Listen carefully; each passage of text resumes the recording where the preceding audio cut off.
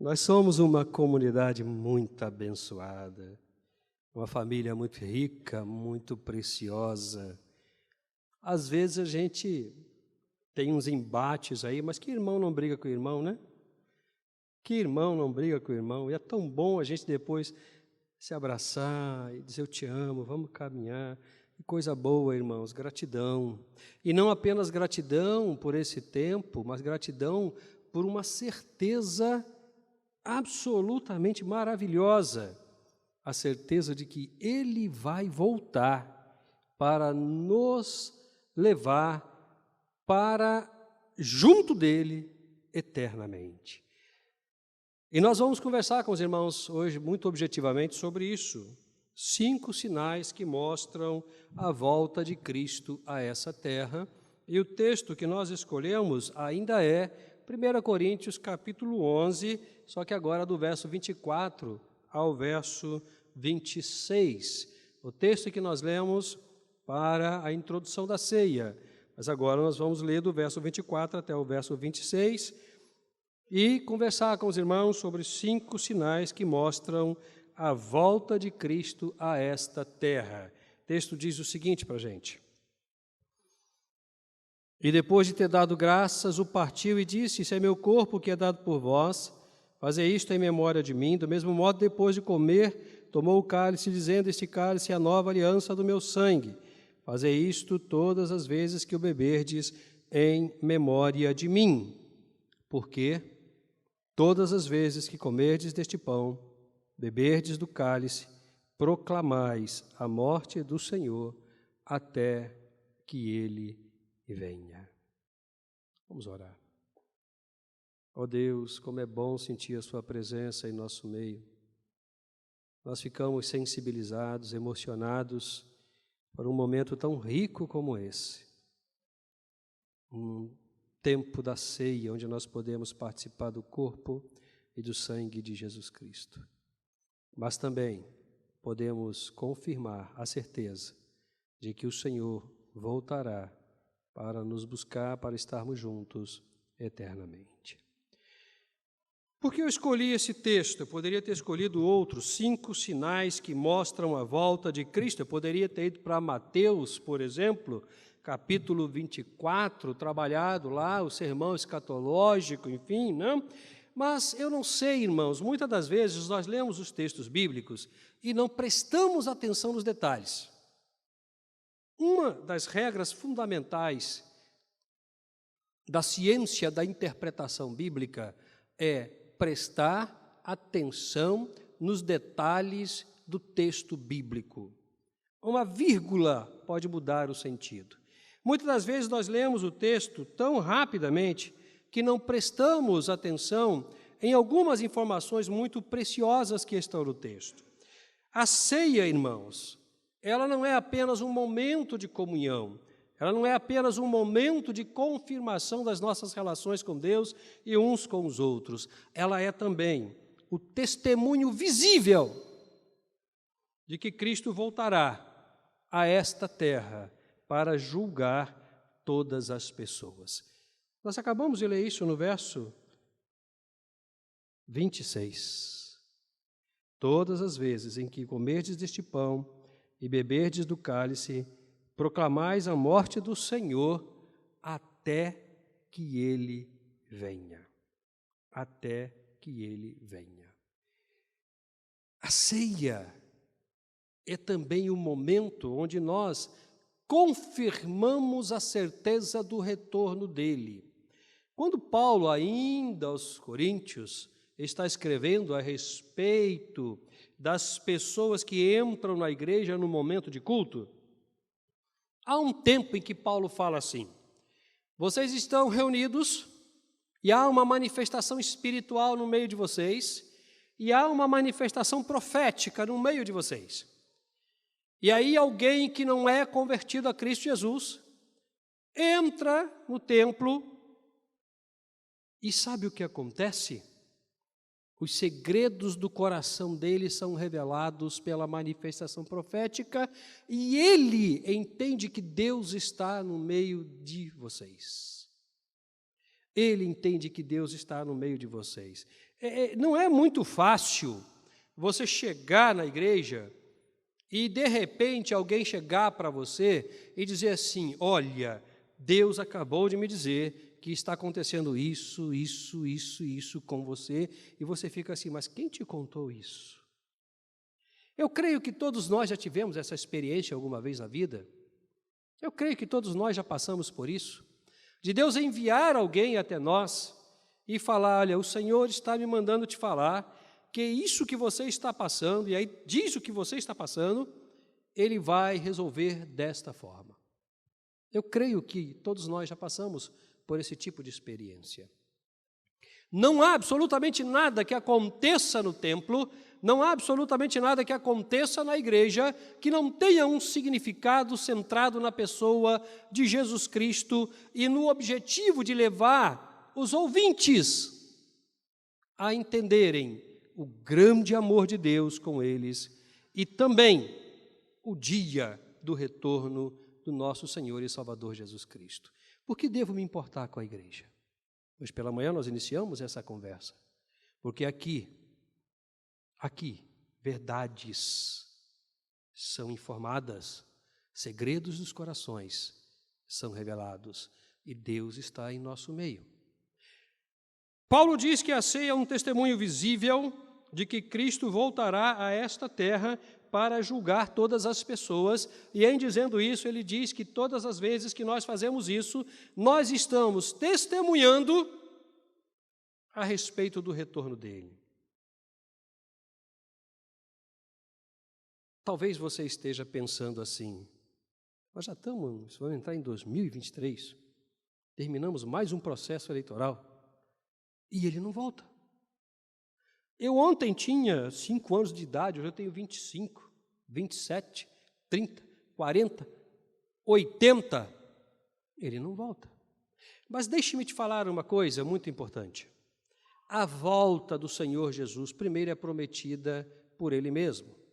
Segundo, é confirmada por seres espirituais, chamados anjos, quando Ele dá as últimas orientações no Monte das Oliveiras e vai para o Pai, e os anjos aparecem para os discípulos e dizem: esse Senhor, esse Cristo, esse Jesus que vocês estão vendo subir, vai voltar. Vai voltar.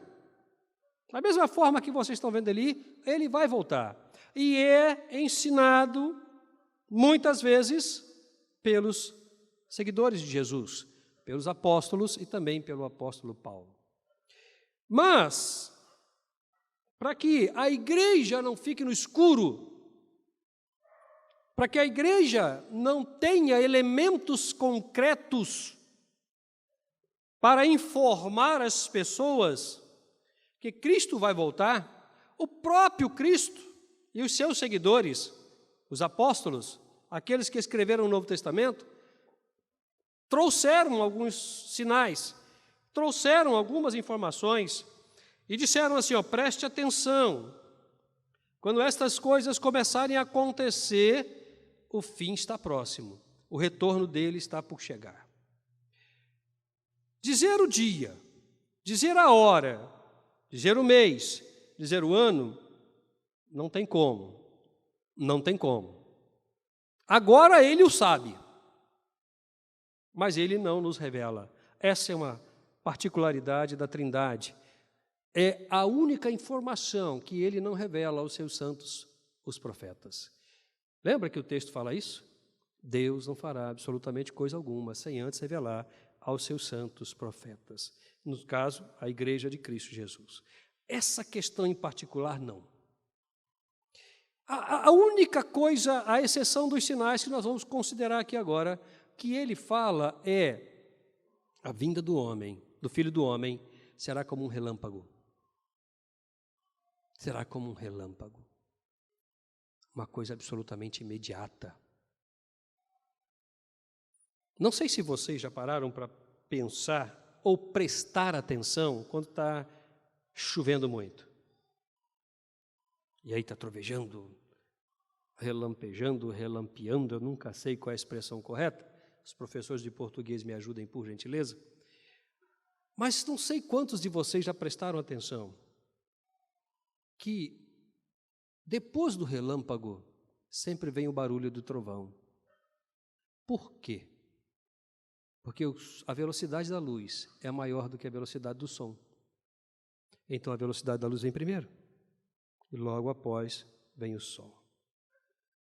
A gente está falando de uma coisa de aproximadamente 300 mil quilômetros por segundo.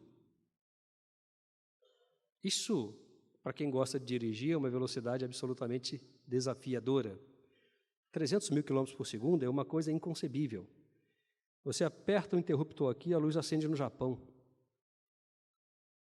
E a Bíblia diz, como um relâmpago, quando ninguém esperar, imediatamente ele retorna.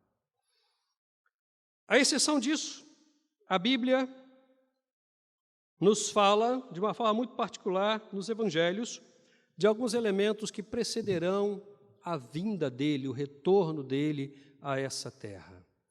E nós, como igreja, irmãos, precisamos conhecer esses elementos, prestar atenção nesses elementos, porque eles fazem parte da nossa pregação, da nossa informação a esse mundo de que Jesus vai voltar. Antes de nós analisarmos alguns, ou pelo menos 5, eu queria te explicar que o retorno dele não é mais para a salvação. Não é mais para a salvação. A vinda dele, em um primeiro momento, foi para salvar a humanidade.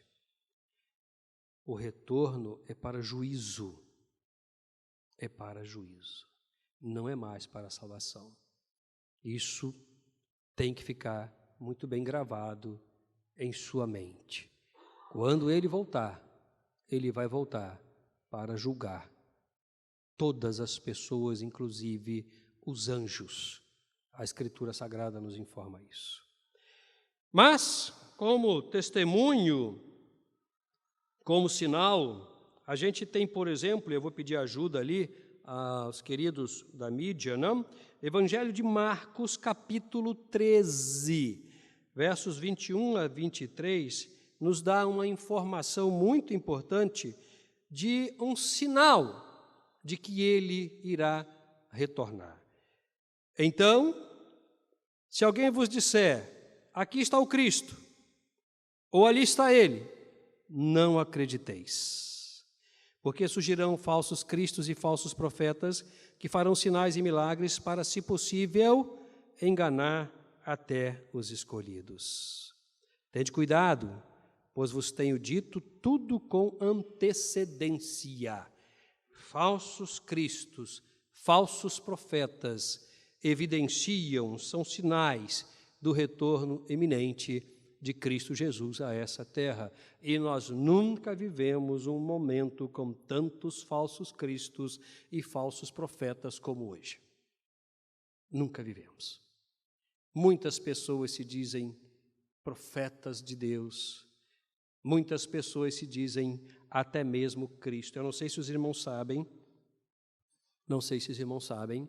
o Brasil tem uma região da União onde está centralizada toda a dimensão espiritual da nossa nação. Está em Brasília. Só que essa dimensão espiritual não é a dimensão de Cristo Jesus. É a dimensão do mundo maligno. Várias pessoas se reúnem diariamente em Brasília, em um determinado lugar específico, para viverem uma espiritualidade centrada na malignidade. Falsos profetas, falsos cristos. Nós todos os dias, irmãos, ouvimos isso. Eu tenho uma preocupação muito grande com quem estuda a religião há mais de 30 anos, quem analisa todos os movimentos dentro da medida do possível, um pouco mais de 30 anos, com determinadas igrejas que têm determinados perfis que não condizem com a Escritura Sagrada. Não condizem. Algumas pessoas estão sendo induzidas a praticarem determinados rituais voltados para o exorcismo, no intuito de se libertarem, de terem uma vida próspera, próspera financeiramente também, de terem uma saúde de um recém-nascido, por exemplo, com determinados processos de amarra aqui, tira ali, traz foto disso, faz rosa daqui, e vamos fazer, e vamos caminhando, criando rituais. E as pessoas estão sendo enganadas. E elas vão. E estão comendo aquilo, bebendo aquilo, como se fosse o suprassumo da vontade de Deus, mas são falsos profetas, falsos cristos. O Senhor Jesus falou isso, eu tenho falado isso para vocês com antecedência, para que vocês prestem atenção. Qualquer pessoa que não anda segundo o Evangelho de Jesus Cristo não pode ser uma pessoa do bem. Não pode ser. Não pode ser. Segundo sinal, está em Lucas capítulo 21, versos 10 e 11. Lucas capítulo 21, versos 10 e 11 diz assim: Então lhes disse, nação se levantará contra nação e reino contra reino. E em vários lugares haverá grandes terremotos, pragas e fomes. Haverá também coisas espantosas e grandes sinais no céu. Guerras e desastres naturais e sinais espantosos na natureza são também uma evidência de que o Senhor Jesus está próximo de nós, que o seu retorno está próximo de todos nós. Irmãos, é só você ligar a TV. É só você ligar a TV. O mundo não conhece mais paz. É guerra todos os dias. Guerra todos os dias. Segura um pouquinho, querida, isso aí. Segura um pouquinho. Obrigado. Guerra todos os dias. É morte. É coisas que você olha assim, que sinal é esse no céu? É discussão sobre discos voadores, é discussão sobre seres folclóricos, uma série de questões. Eu vi isso, eu vi aquilo. Coisas estão acontecendo e as pessoas estão sendo envolvidas nessa dinâmica da belicosidade e também das questões excepcionais do mundo espiritual. Sem contar, irmãos, o que está acontecendo com a natureza, né? Sem contar o que está acontecendo com a natureza. Eu me lembro, não me lembro exatamente o ano, eu não sou bom, os irmãos sabem que eu não sou bom de guardar data, mas eu me lembro que alguns anos atrás teve uma chuva muito forte, muito pesada aqui em São Gonçalo.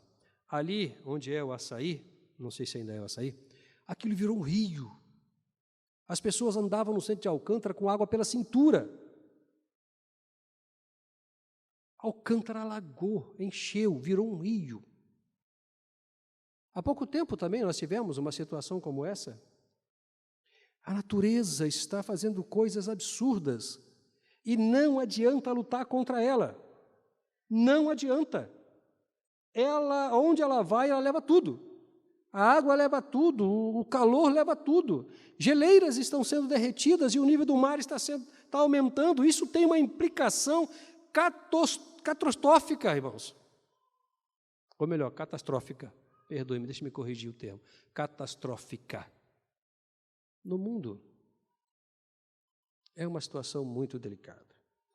Terceiro sinal, sim, Mateus 24, verso 12 e 13. Obrigado, minha filha. Mateus 24, 12 e 13. E por se multiplicar a maldade, o amor de muitos esfriará. Mas quem perseverar até o fim será salvo. O aumento da maldade. Eu estava ouvindo aqui Vitória falar, eu estava me lembrando que hoje à tarde eu parei com a Ana ali, a Trindade, para pegar alguma coisa, não me lembro muito bem, e eu prestei atenção num rapaz que estava disputando comida numa caçamba de lixo com 3 cavalos. Com 3 cavalos. E ele empurrava os cavalos para pegar a comida, os cavalos vinham E eu fiquei olhando aquilo e falei, meu Deus, o que está acontecendo? Hoje eu fui levar a Ana para votar ali na UERJ. Enquanto a Ana estava votando, eu fiquei parado, esperando. E muito carro, os irmãos sabem, né? Muito carro ali na UERJ, muito apertadinho. Não sei quantos irmãos conhecem aquela área da UERJ de São Gonçalo, muito apertadinho, não? E por algum motivo, um rapaz, o fluxo era o mesmo espaço, ida e vinda. Por algum motivo, um rapaz, ele não entendeu bem que ele deveria dar a volta pelo pátio, ele resolveu fazer a manobra onde ele estava. Só que quando ele tentou fazer a manobra para poder sair, ele ficou em diagonal. E ele ficou preso pelo carro que vinha e o carro que estava atrás. E ele estava perto de mim, uma distância assim, como o pastor Roberto. E a menina que estava atrás começou a xingá-lo, a ofendê-lo, a gritar com ele, chamá-lo de tudo quanto é nome que você possa imaginar. E o rapaz desesperado, querendo sair, não conseguia, e a menina gritando e ofendendo. Eu falei, peraí. Aí eu fui lá, falei, pera um pouquinho, meu filho, pera um pouquinho, deixa eu te ajudar aqui, pera um pouquinho. Não? Esquece o que a moça está falando aí, deixa ela. E ele estava tenso, olha, faz o seguinte, meu filho, ó, vem por aqui, eu vou te orientar, vem cá, não? E aí ele, mas eu consigo sair por aqui? Consegue, vem por aqui que você consegue, vem comigo. E aí ele veio devagarinho, foi orientando, ele conseguiu sair. A menina ficou falando por 30 minutos, ofendendo ele, para todo mundo que passava. Maldade. Maldade.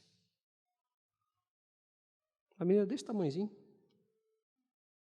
Devia pesar uns 50 quilos. Falei, meu Deus do céu, se o camarada sai do carro, vai dar um problema terrível. Eu fui lá para socorrer o rapaz. Maldade. Não há mais limite. Irmãos, não há limite para a maldade do coração do homem. Não há. As pessoas são capazes de gastar milhares de reais em acupuntura com cachorro, nada contra, mas não conseguem dar um prato de comida para uma pessoa que está passando fome. Não consegue se apiedar de uma pessoa que está com frio na rua, passando necessidade. Gasta milhares de reais em hotel para cachorro, enquanto vão viajar, spa para cachorro, mas não compram um remédio para uma pessoa que precisa. Nada contra os doguinhos da vida, eu estou pensando em arranjar um cachorro para mim também, mas eu fico pensando como um animal irracional tem mais valor que um ser humano. Mais valor que um ser humano. Marcos 13. Marcos 13. Sereis odiados por todos por causa do meu nome, mas quem perseverar até o fim, esse será salvo. Quarto sinal, perseguição aos cristãos. No Brasil nós não temos perseguição, está velada. Mas, irmãos, dá uma olhada para fora do Brasil. Dá uma olhada. Vocês já ouviram falar na janela 1040? A janela 1040 é uma área que pega ali o meio do Egito.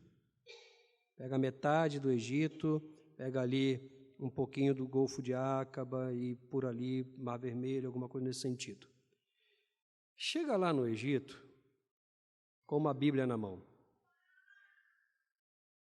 Você vai ser preso, vai ser torturado e possivelmente morto.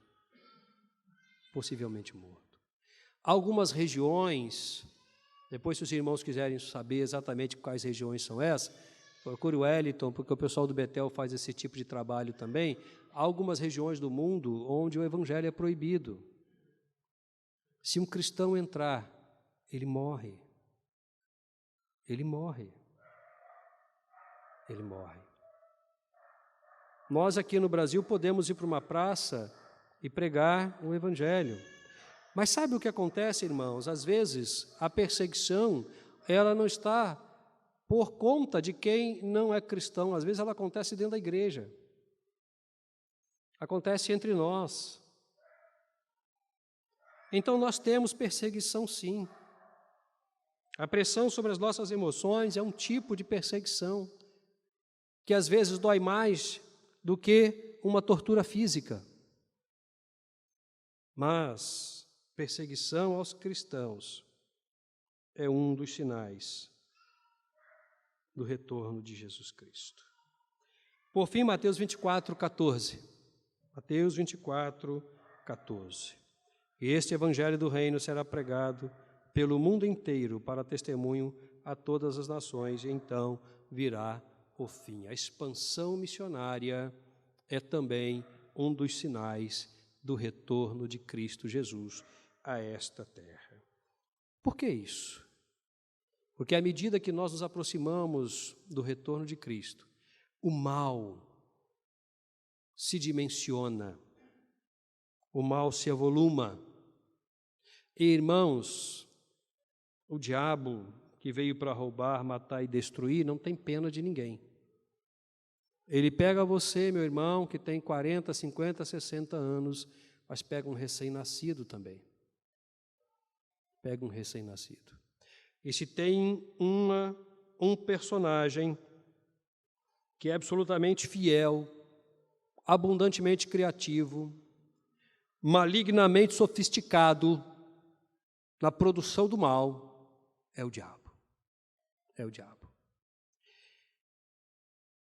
À medida que nós nos aproximamos, a intensidade do mal se avoluma, e como igreja do Senhor Jesus, que tem o Espírito Santo do Senhor Jesus centrado nela, que é aí que resiste à presença do mal, porque a Escritura Sagrada nos diz isso, que é a pessoa do Espírito Santo que resiste o espírito do anticristo que habita nesse mundo. Não somos nós, nós não temos condição nenhuma por nós mesmos de resistirmos ao diabo, não temos, mas o Espírito Santo que habita em nós resiste e nos capacita a resistirmos.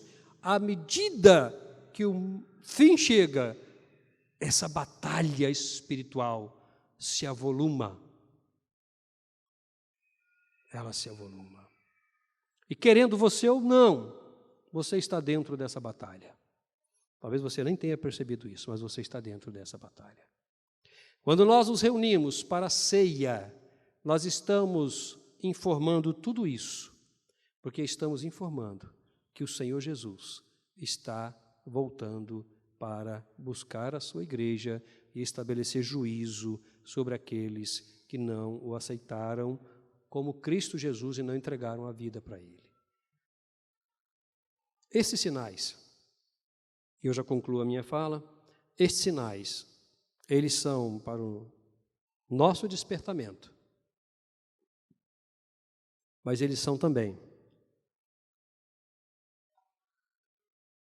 para você que ainda não aceitou Cristo como Salvador. Eles são um sinal de risco para você que está afastado dos caminhos do Senhor. Eles são um sinal de alerta para você que ainda não entregou a vida para Jesus. Lembra que eu falei? A vinda dele não será mais para a salvação, será para juízo. Será para juízo. E o juízo está definido. Só há duas sentenças. Vinde benditos de meu Pai, possuí por herança a terra que está preparada por vocês desde a fundação do mundo. Ou, afastai-vos de mim, malditos, para o fogo eterno, porque eu nunca conheci vocês. A sentença está estabelecida. Nos compete a decisão.